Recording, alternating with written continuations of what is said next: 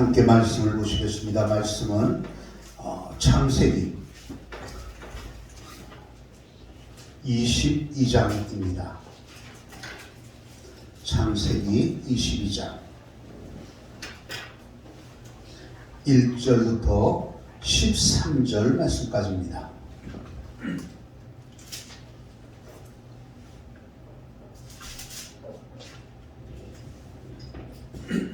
창세기 22장 1절부터 13절 말씀까지입니다.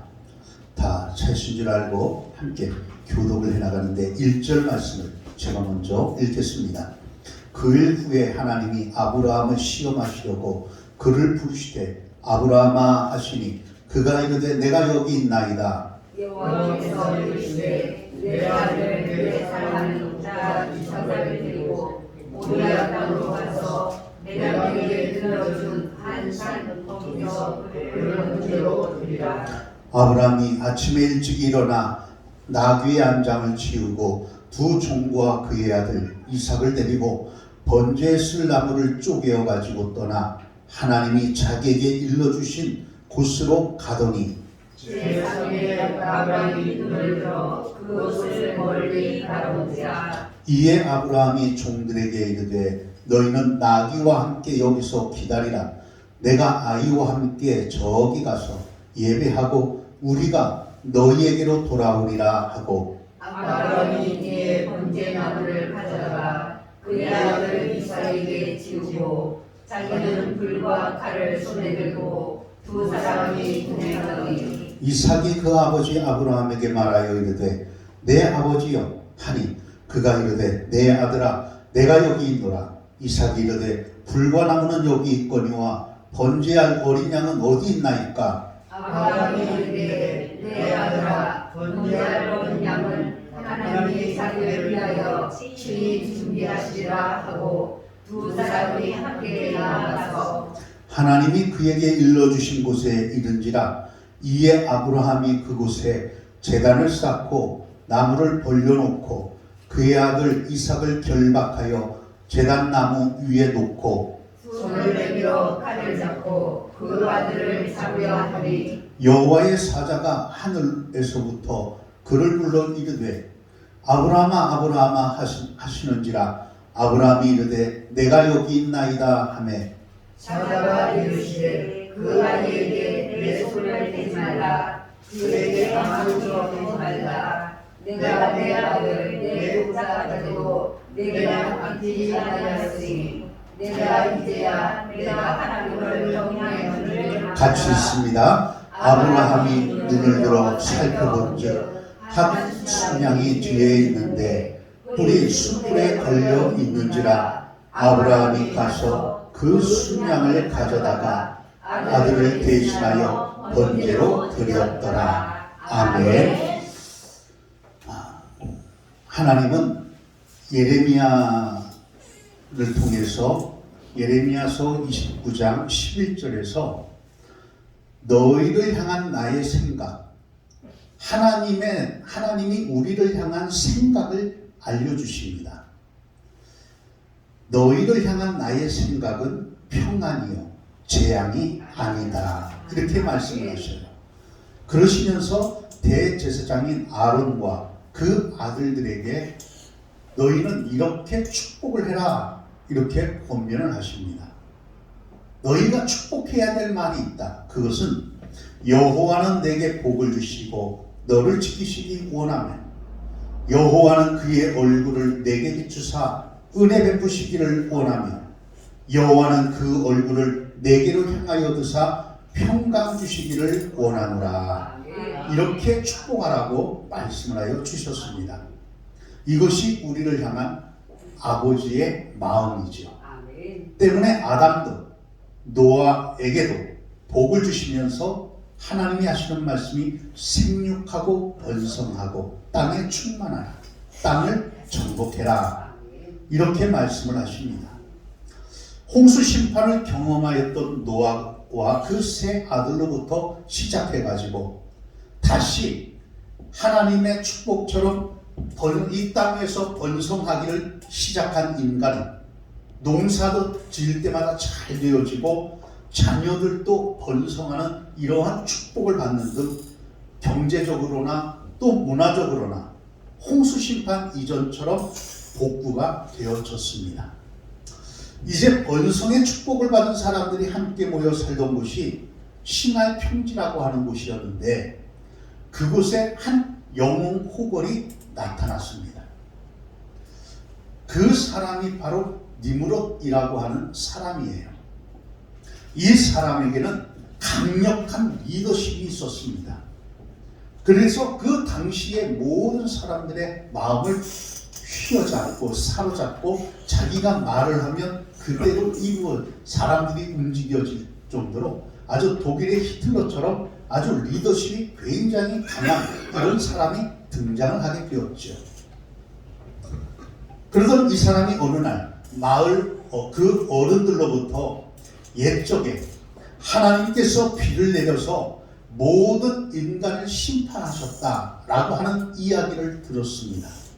이때 아담과 하와 시절에 내가 너희에게 하나님이 되라, 너가 하나님이 될 수가 있어 라고 속였던 사탄이 그 말을 들은 마을 어른들로부터 들었던 그 말을 들었을 때 니므롯의 마음에 또 다른 의심의 충동을 일으키기를 시작을 합니다.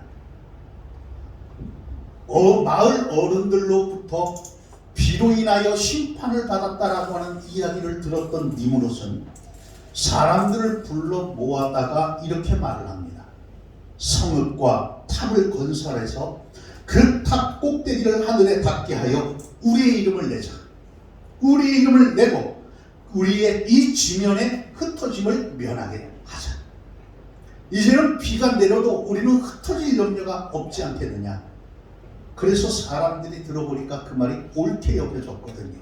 그래서 그 사람들을 동원해서 크고 높은 탑을 쌓게 만들었습니다.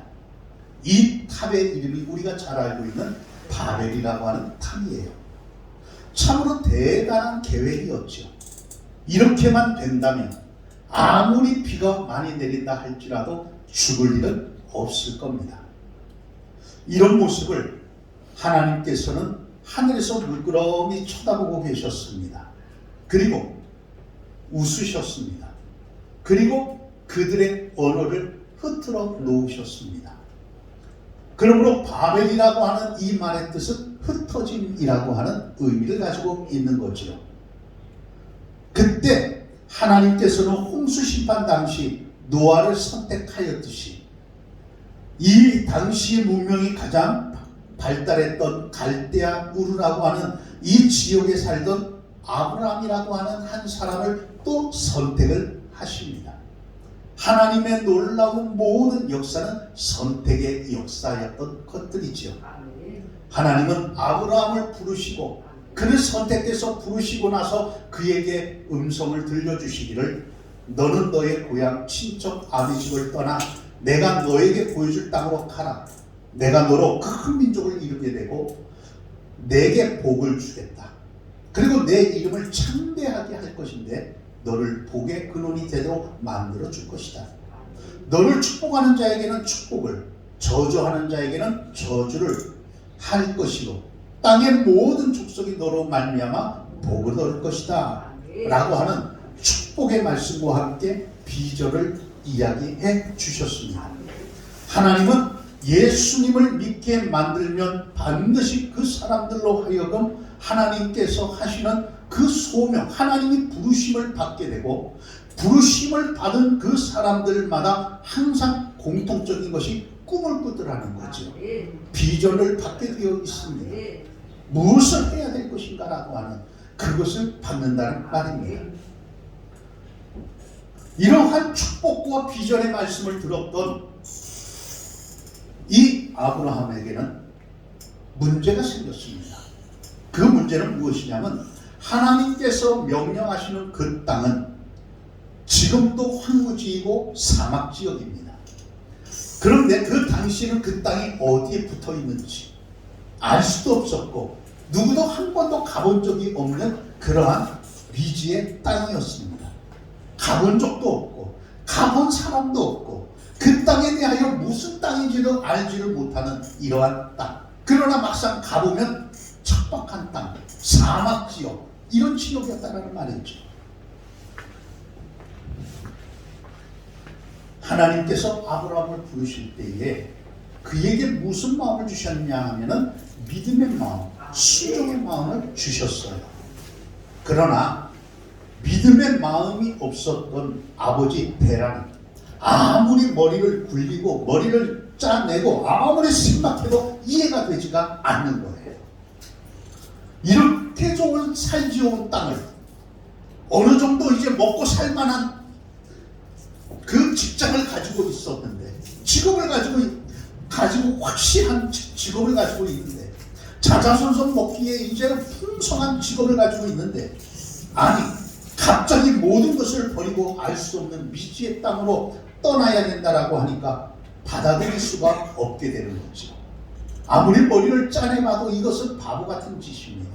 이해가 되지 않는 짓입니다. 그래서 아버지가 함께 따라 나서기를 시작을 합니다. 아버지 데라는 아브라함에게 하나님이 말씀하신 곳 그곳으로 가는 도중에 하란이라고 하는 땅에 잠시 들어가겠더니 아버지가 말을 합니다. 얘야, 당신 문명의 땅이 이 하란으로 가서 하나님의 그 말씀이 혹 여기일지 모르지 않느냐. 여기서 좀 머물러 보자. 아니면 떠나면 되지 않느냐. 잠시 머물러 보자 라고 아브라함을 다시 설득을 시켰습니다. 그때부터 그곳에서 머무르기를 시작을 하게 되죠. 결국에 하나님의 말씀하신 곳으로 가지 못하도록 세월이 계속 지연되자 결국에 하나님께서 아브라함의 아버지 하란 데라를 데려가십니다. 그때부터 아브라함의 인생이 또 다른 인생이 시작이 되어지는 거예요. 아브라함 자신이 계획하고 자신이 설계했던 자신의 앞길에 대한 설계도 인생보다는 이제부터는 하나님이 계획하시고 하나님이 설계하신 그대로의 삶을 살기를 시작을 합니다. 그동안 자신이 꿈꾸고 소망하고 내가 생각하고 내가 계획한 삶을 살지만 이제부터는 내가 아닌 하나님의 그 말씀대로 순종하고 친척과 본토와 아버지 집을 떠난 그 순간부터 내가 아닌 하나님이 계획을 하시고 하나님이 설계하신 그 삶을 살게 되었단 말입니다. 이제부터는 아브라함은 자신의 인생의 이야기가 아니라 하나님의 이야기로 가득한 인생을 살게 되었단 말입니다. 여러분들이 세운 계획이나 여러분들의 인생 이야기에는 아무런 의미가 없습니다. 젊었을 적에 결혼을 하고 내 자녀를 이렇게 키워야지, 내 자녀들은 이렇게 좀 만들어야지, 이렇게 나는 좀 살아봐야지. 그러나 그대로 내 인생을 살아왔지만 마지막 인생의 여정 마지막 순간에서 뒤돌아볼 때에 내 인생의 이야기는 무엇이었을까? 먹고 살 그 어떠한 직장을 꿈꾸기 위해서 열심히 나름대로 공부를 하고 또 그 직장을 구하고 열심히 또 그 결혼을 했으니 자녀들을 먹여 살리기 위하여서 자녀를 키우기 위해서 자녀를 공부시키기 위해서 출세시키기 위해서 나름대로 열심히 살았던 것. 그러다가 이제 나이가 어느 정도 들고 나니까 이제는 자녀들이 조금씩 자신들의 삶에 충실하다 보니까 부모에 대한 생각은 멀어져 갑니다. 그 가운데에서 점차 자녀들은 부모님을 부담스러워하는 거예요. 왜? 이제는 나의 삶이 살아야 되기 때문에. 그렇기 때문에 부모님이 계시고 부모님께 함께 하겠다라고 하는 것은 멀어져가는 이야기고 부담스러워지기 시작을 합니다. 때때로는 부모님에 대한 재산 때문에 어쩔 수 없이 그 재산 때문에 재산을 달라고 이야기하는 경우도 있겠죠. 그러나 정작 내가 살아왔던 모든 것을 뒤돌아보고 그 마지막 순간까지 살아보면 내 인생의 마지막은 아무런 무가치하고 아무런 것이 내세울 수 있는 것이 없더라는 것이죠. 그것이 바로 우리들의 인생 이야기일 뿐입니다. 여러분들뿐만 아니라 저 역시 마찬가지로 우리의 인생 속에서는 하나님의 이야기로 좀 채워져야 될, 담겨져야 될 하나님의 역사가 이루어져야 되고 하나님께서 우리의 인생에 복을 주셔야 되고 나를 이끌어 주시고 나를 후회 없도록 만들어 주시기를 원하시는 것을 우리는 체험을 해보아야 된다는 말입니다. 사람이 몇 년을 사느냐가 중요한 것이 아니라 어떻게 살았느냐가 중요한 것 아니겠습니까? 성경에 보니까 가장 오래 살았던 사람 969세 무드셀라입니다. 그런데 이 사람의 마지막 종말은 969세를 살다가 죽었더라. 그게 한 줄 끝이에요. 그게 끝이에요. 무드셀라는 969년을 자신의 힘으로 자신의 앞길을 헤치며 살다가 한 줄을 남기고 갔습니다. 그러나 365세를 살았던 에녹이라고 하는 사람이 있습니다. 에녹은 300년 동안 하나님과 동행하며 자신의 이야기가 아니라 하나님께서 그를 붙들어 주시고 그를 인도해 주시고 그와 함께 해주셨던 이야기가 가득 실려 있습니다. 그러다가 결국에 하늘로 들려 올라가는 이러한 축복을 받았죠. 이처럼 하나님은 우리의 남은 인생이 나의 남은 이야기가 아니라 이제 남은 인생이 하나님의 역사로 가득한 인생이 되어지기를 원하시고 계십니다. 그러면 우리들의 인생 속에서 남은 인생 속에서 하나님의 이야기가 가득한 그런 이야기가 있기를 원합니다.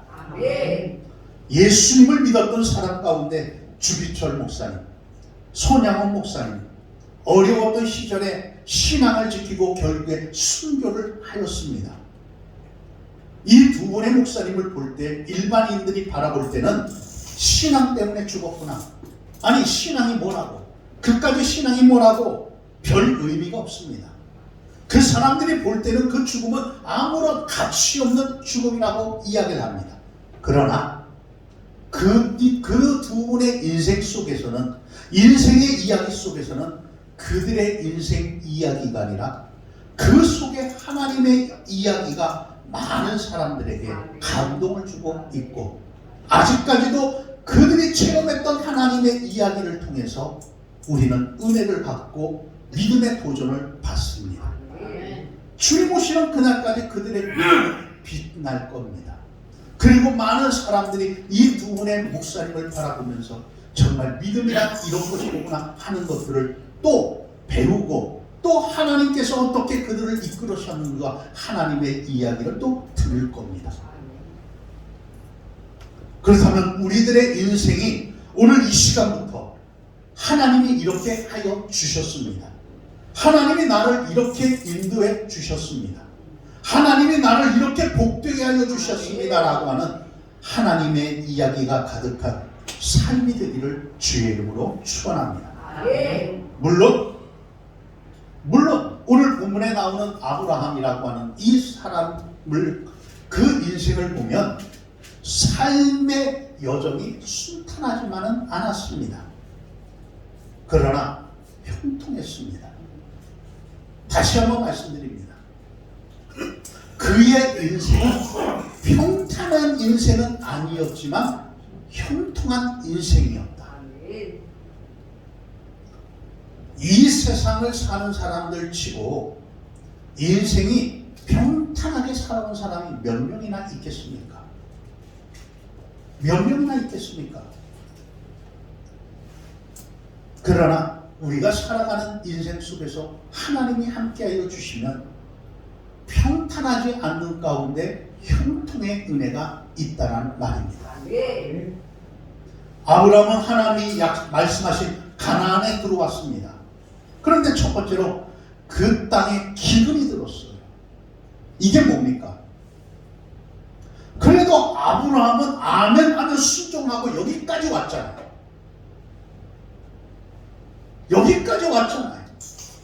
그러면 또 하나님께서 부르셨으면 문제가 없어야 되는 것 아닙니까? 아니, 순종하고 왔더니 기근이 들었단 말이에요. 예수님께서 말씀하십니다. 얘들아, 배를 띄워라. 배를 타고 저쪽 마을로 건너가자. 그래서 그 배를 타고 가는데 예수님은 배에서 너무 피곤하셔서 주무십니다. 그런데 배가 어떻게 됐느냐? 큰 풍랑을 만났어요. 아니, 예수님께서 배를 타고 가자고 말씀하셔서 우리는 순종하고 배를 타고 가는데 왜 풍랑을 만났느냐 이 말이에요. 그리고 또 그것도 모자라서 예수님은 그 풍랑 가운데서도 주무시고 계셔요. 나름대로 사람들은 열심히 물을 푸는데 살겠다고 물 푸고 있는데 예수님은 아무런 변화 없이 그냥 주무시고 계십니다. 내 인생 속에서 하나님이 함께 해주신다고 약속해 주셨는데 내 인생 속에서 수많은 일을 막 당합니다. 그러면 좀 도와주셔야 되는 것 아닙니까? 뭔가 이끌어 주셔야 되는 것 아닙니까? 뭔가 확 뒤집어줘야 되는 것 아닙니까? 그런데 예수님은 아무런 도움도 주지 않습니다. 주무시고 계십니다. 어째 이러한 일이 일어날 수 있겠느냐? 지금 하나님께서 명령하신 대로 순종하고 어찌됐든 하란으로 갔든 어떻게 가든 가나안까지 왔으면 평탄해야죠. 좋은 일이 있어야죠. 그런데 들어오자마자 기근이 들었습니다. 어떻게 살라고? 그럼에도 불구하고 하나님은 얘야, 기근이 들었구나. 그냥 있어라. 이렇게 말씀하시는 거예요. 아니, 기근이 들어 먹을 것도 없고 오늘하고 아무것도 가진 것도 없는데 그냥 있으라니 뭔 말입니까? 이때 아브라함은 나는 그렇게까지는 못하겠습니다 하고서 애굽으로 내려가.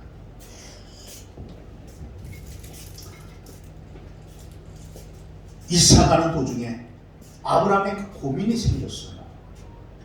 부인의 미모로 인해서 꼭 자기가 죽을 것 같거든요.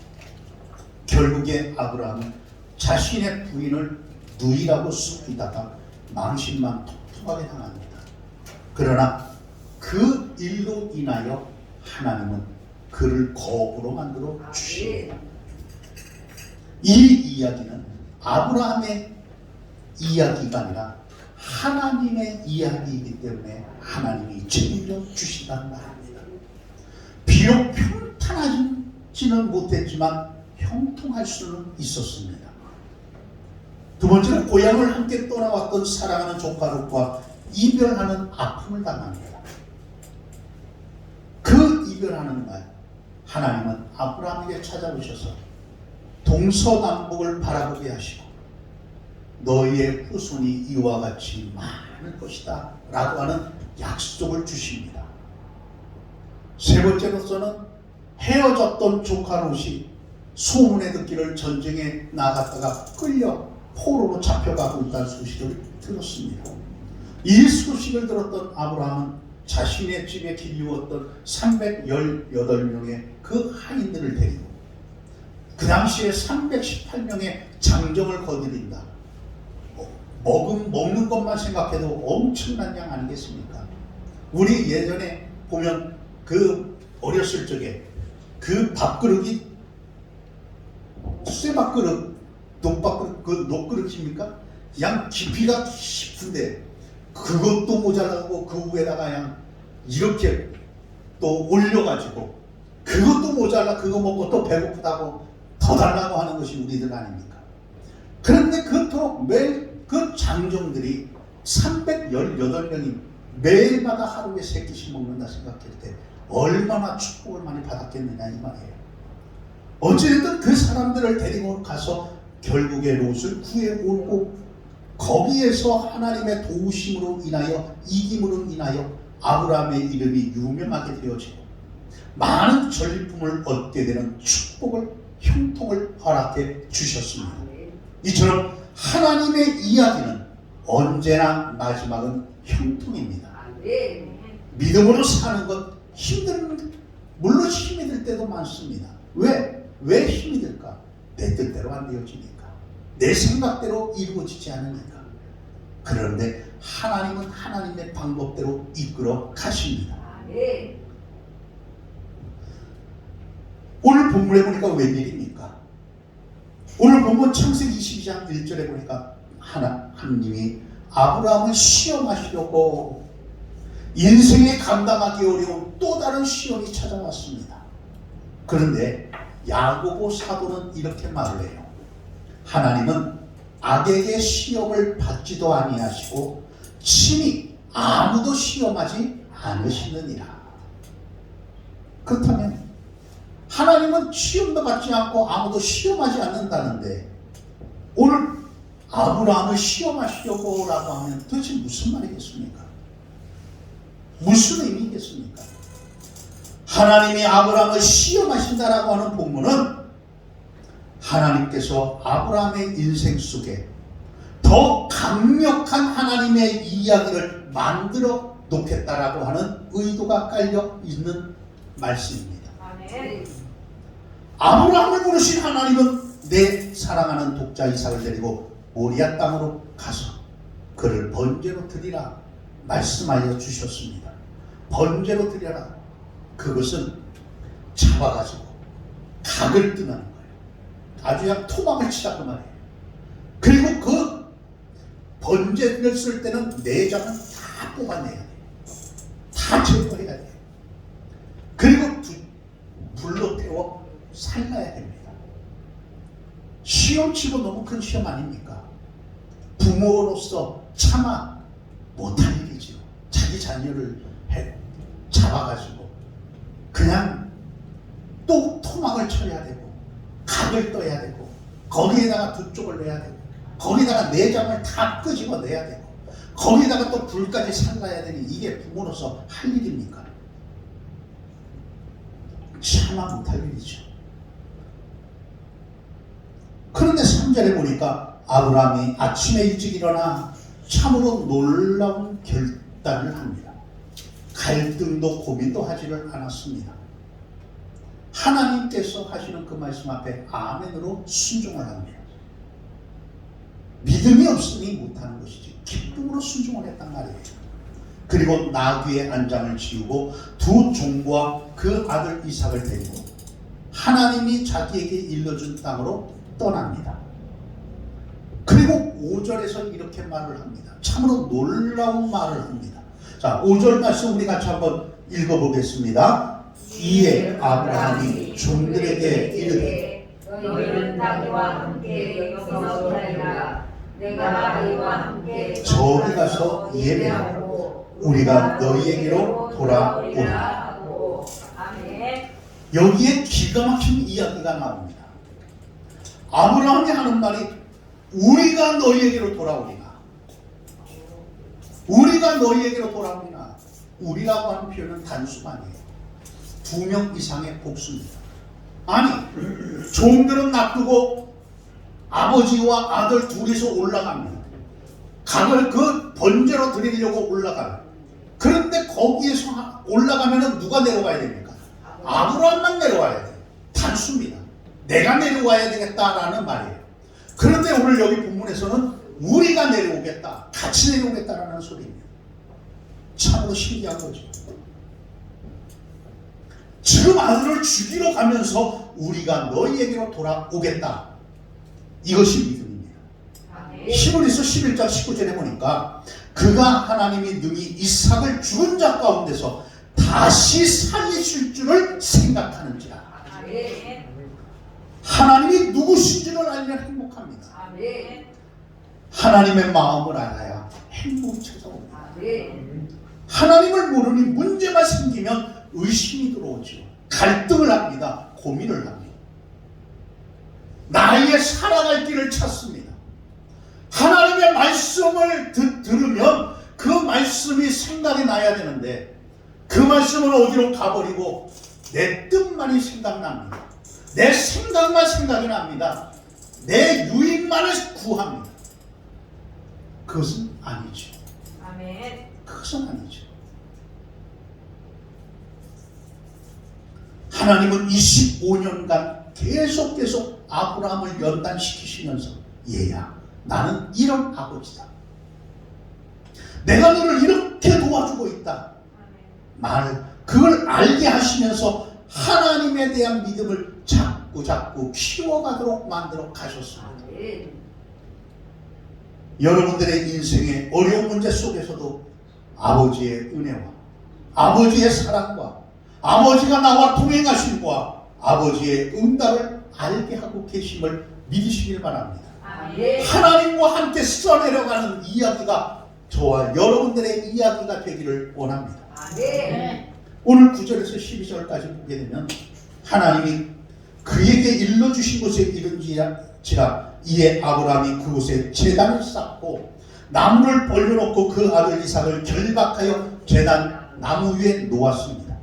그리고 손을 내밀어 칼을 잡고 그 아들을 잡으려고 할 때 여호와의 사자가 내려와서가 아니라 하늘에서부터 너무나도 급하니까 내려오는 그 도중에 아브라함을 불렀다는 거예요.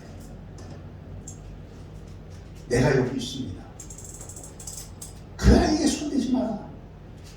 아무 일도 하지 마라. 아멘. 너가 내 아들 내 독자까지 내게 아끼지 않았으니 내가 이제야 내가 하나님을 경외하는 줄을 안다. 아멘. 그 시험을 통과했다 그 말이에요. 그 사건을 통해서 하나님의 본심을 발견해 볼 수가 있었습니다. 아멘. 하나님께서 아브라함에게 이삭을 요구한 것은 고통을 주시려고 하는 것이 아니라 아멘. 그 사건을 통해서 아버지의 마음을 알기를 원하셨던 것이고 아멘. 오늘날 우리들에게는 우리에게까지 아들까지 내어놓으신 하나님의 사랑 아들까지 십자가에 달리게 하신 하나님의 마음을 알고 가시기 위함입니다. 아멘. 그것이 아버지의 마음이죠. 하나님은 내 아들을 미련 없이 주는 만큼 너를 사랑한다. 아들을 죽는 것을 바라보는 그 피 맺힌 가슴이지만 그만큼 너를 놓고 싶지 않다. 너만큼은 놓고 싶지가 않다. 아멘. 그것이 하나님의 마음입니다. 아멘. 그래서 우리를 구원시키기 위한 그 과정이라는 것이죠.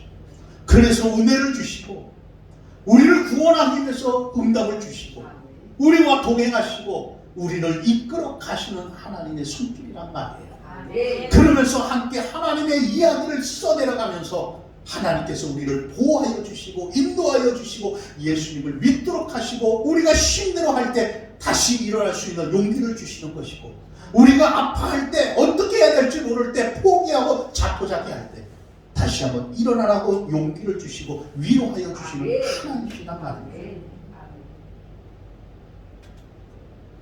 하나님은 우리를 구원시키기 위해서 아들 예수 그리스도를 보내주셨습니다. 아들이 십자가에 달리는 그 순간에 얼굴을 돌리셨다라고 말을 하고 계십니다. 가슴에 눈물을 흘리셨겠죠. 이것이 하나님의 마음이요 하나님의 사랑입니다. 그러므로 저와 여러분들은 이제는 내 이야기로 써내려가는 남은 인생이 아니라 아멘. 하나님의 이야기로 써내려가는 우리의 인생이 되어주기를 원합니다. 아멘. 사랑하는 등대 가족 여러분, 아멘. 오늘 본문의 13절 14절에 보니까 이렇게 말씀을 하고 계십니다. 우리 13절과 14절 같이 한번 읽어볼까요? 13절 14절입니다. 아브라함이 눈을 들어 살펴본즉 한 순양이 뒤에 있는데 뿔이 수풀에 걸려 있는지라 아브라함이 가서 그 순양을 가져다가 아들을 대신하여 번제로 드렸더라.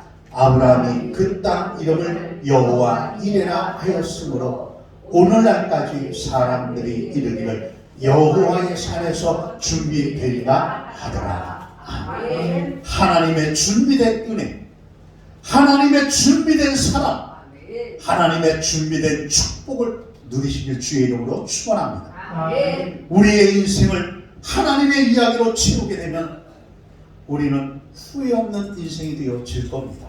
아멘. 여러분들의 인생에 하나님의 이야기가 쓰여지고 싶고 형통한 삶이 되기를 원하십니까? 아멘. 그렇다면 먼저 우리가 해야 될 일은 주일 성수에 최우선의 신앙을 두십시오. 아멘.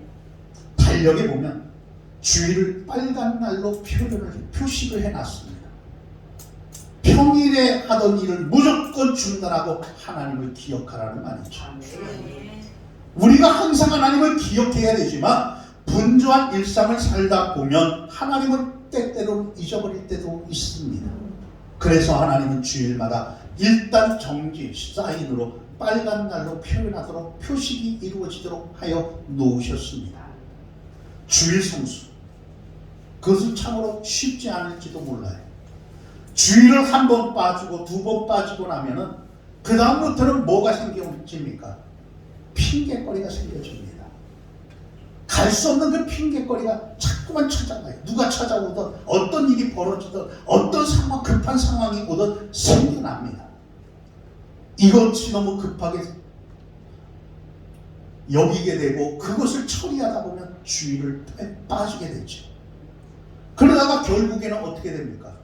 미안한 생각이 들어요. 주의를 한 번, 몇 번 빠지고 나면 핑계거리가 계속 생기게 되고 그 핑계거리로 인하여 못 가게 되는 미안한 마음이 생겨요. 그러면 어떻게 되는 거예요? 더 못 가는 거예요. 마귀는 우리에게 그렇게 유혹을 합니다. 그러나 어떻게 되든 그 핑계거리를 한번 끊어보면 또 다른 핑계거리가 찾아옵니다. 두 번째 핑계거리를 끊고 나면 세 번째 핑계거리가 찾아옵니다. 세 번째 핑계거리를 끊고 나면 그 다음부터는 이상하게 주일 지킬 수밖에 없는 상황으로 열어주십니다. 아멘. 그게 바로 하나님의 역사죠. 아멘. 옛날 넉넉하지 못했던 시절에 제가 어렸을 적에 우리 아버지가 늘 밤늦게 이렇게 들어오실 때도 계셨어요. 그러면 저녁 시간에 우리 아버지가 좀 늦게 돌아오시니까 식구들이 앉아서 먼저 밥을 먹습니다. 좀 일찍 먹잖아요. 그러면 아버지는 한 그릇을 딱 그걸 갖다가 정성스럽게 해놓고 그걸 갖다가 아랫목에다가 푹 집어넣어놔요. 파도 넣어요. 아랫목에다가 식지 말라고. 그렇잖아요. 그러고 나서 이제 조금 이제 저녁에 또 이리저리 또 형제들끼리 또 이리저리 또 뭐 이렇게 주거니 받거니 놀다 보면 저녁 때 되면 또 출출하거든요. 그러면 생각나는 것이 아랫목이 생각이 나요. 그 밥 묻어놨던 것이. 그걸 어떻게 좀 한번 먹어보려고 또 머리 굴리고 애를 써보면 그때마다 왜 이렇게 어머니는 단호하신지 야 피도 눈물도 없더라고요. 건들지 못하게 하시더라고요. 그거 건드렸다가 진짜 뼈가 어떻게 될 것 같이 그런 일이 이루어집니다. 그렇게 파묻어 놓더라고요. 그것은 따로 떼어놓았다 그 말이죠. 누구 목으로? 아버지 목으로. 참 그게 신기한 거죠. 주일도 마찬가지입니다. 파묻어 놓으십시오. 아멘. 다른 날과 따로 떼어놓아야 합니다. 아멘. 그러면 주일을 지킬 수가 있습니다. 아멘. 그렇지 않으면 주일을 빼먹을 수 있는 핑계가 항상 수두룩합니다. 메가스터디 엠베스트 김성고라고 하는 대표의 이야기가 있어요. 책으로 나왔어요. 그 책 이름이 뭐냐면 6일 약국으로 갑시다 라고 하는 책입니다. 그것이 베스트셀러가 되어가지고 몇 판을 찍었는지 몰라요. 많은 사람들이 읽었습니다. 이분은 마산에서 약국을 경영하던 약사였습니다. 대학을 졸업한 후에 돈이 없어가지고 대학을 졸업하고 어떻게 해야 되나 생각을 하다가 그 당시에 600만 원을 빌렸대요. 600만 원을 빚을 내가지고 뭐 했냐면 4.5평 가게를 얻어가지고 약국을 개업을 했습니다. 그런데 결론적으로 지금은 13명의 약사를 둔 대기업형 약국이 되었어요. 마산에서 버스라든지 또 택시를 타고 6일 약국 갑시다 그러면은 그 마산에 있는 모든 택시기사가 다 6일 약국으로 다 데려다 줘요. 그런데 이 6일 약국이 아주 그 길이 좋은 목 좋은 곳에 있는 것이 아니라 산동네 그 위에 있어요. 산동네 꼭대기에. 굉장히 길이 좋지가 않습니다. 그런데 그토록 유명한 약국이에요. 그런데 그 책에 보니까 이분이 축복을 받았던 비결이 두 가지가 있었는데 그 두 가지가 뭐였냐면 첫 번째는 친절, 두 번째는 주의 성수였답니다. 약국의 이름이 6일 약국, 6일만 문을 엽니다. 그래서 이름이 6일 약국이에요. 6일 약국이 왜 6일 약국입니까? 사람들마다 물을 때마다 6일만 약국의 문을 열립니다. 마지막 7째 되는 주일은 쉰다라는 거죠. 그는 시골의 가난한 목사의 아들로 태어나서 시골의 목사의 아들로 태어나다 보니까 경제적으로 너무나도 어려워가지고 대학까지 고학으로 알바를 하면서 다녔답니다. 물려받은 유산 하나도 없지요. 그러나 한 가지 자신에게 가장 큰 유산을 받았다면 믿음의 유산을 받았다라고 하는 증거를 거기에서 책에 나오더라고요. 부모로부터 신앙의 유산만 물려받았습니다. 그리고 그 믿음의 유산 중에 첫 번째 주일 성수의 신앙, 그거를 받았다는 거예요. 그래서 손해를 각오를 하고 주일 성수를 처음부터 철저히 했을 때 사람들은 이해하지 못했다라는 거예요. 그 앞에는 그 산 꼭대기에 그 산동네에 그 약국이 있는데 그 약국 앞에는 그 사람들이 나란히 같이 줄을 서 있어요. 그 동네 어르신들도 거기 와서 놀아요. 거기 와서 항상 그 주인을 문을 안 열어갖고 초창기 때는 오해를 받고 그 동네에서 따돌림도 많이 받았다는 거예요. 그 약국이 안 됨에도 불구하고 주일 성수에 목숨을 걸고 손해를 봐도 망하더라도 망하겠다라고 하는 그런 생각을 가지고 문을 열었을 때 친절한 그것을 보고 사람들이 거기에서 하나하나 녹아져 내려서 그곳만큼은 이용을 하는 이런 일이 이루어지게 되고 마산에서 가장 유명한 약국, 그렇다고 그 당시에 큰 약국이 한 4.5평, 거기가 가장 유명했다라는 것이죠. 바로 손해를 각오를 하면서도 주일 성수를 철저히 했을 때 하나님이 기뻐하고 그를 축복하여 주신 겁니다. 오늘 다시 한번 주일 성수에 대한 그 결단을 하기를 원합니다. 다른 것은 몰라도 주일 성수에는 우리 목숨을 걸고 가기를 원합니다. 아파 죽는 한이 있어도 병원에 갈 힘은 있잖아요. 병원에 갈 힘이 있다 그 말은 교회에 올 힘도 있다는 말입니다. 어찌됐든 집에서 나와야 되는 거예요. 병원에 가도 나와야 되는 거예요. 교회를 와도 나와야 되는 겁니다. 그렇다면 병원 간다는 심정을 가지고 병원은 그 아파 죽어도 가잖아요. 아파 죽어도 주일만큼은 교회로 찾아오십시다. 그렇게 할 때 하나님께서 하나님의 이야기로 채워져 가는 그 하나님의 역사를 체험해 보기를 원합니다. 오늘부터 나의 인생 속에 내 이야기로 가득한 생활이 아니라 내 이야기로 가득하여지면 남는 것은 아무것도 없어요. 내 자녀들을 어떻게 키웠는가 그 자랑밖에 남는 것이 없잖아요. 그러나 결국에 내 자녀들이 나를 멀리하고 나를 부담스러워합니다. 언제 가실까? 미안한 얘기지만 언제 가실까? 그것만 생각하고 있어요. 그게 인생이라는 거죠. 그게 자녀들의 모습입니다. 그러나 남은 인생을 하나님의 이야기로 써내려가면 하나님은 기다리십니다. 하나님은 나를 기다리시고 나를 붙잡아 주시고 나를 인도해 주시고 나와 함께 하시기를 원하십니다.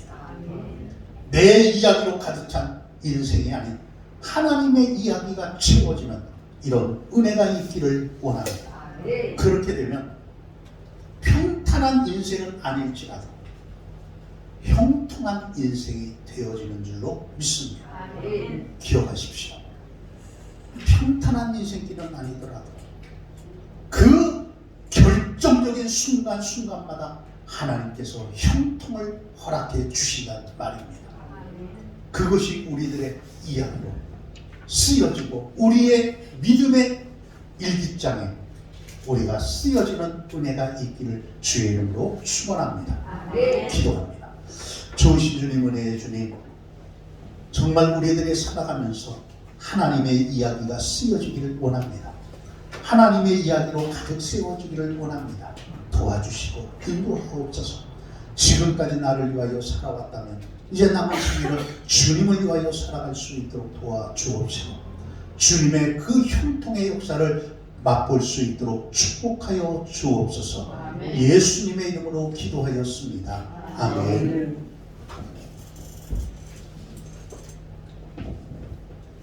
찬송가 435장을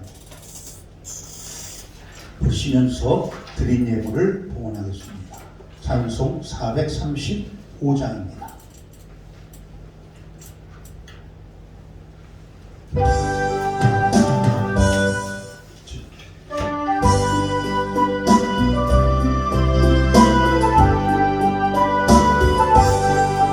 나의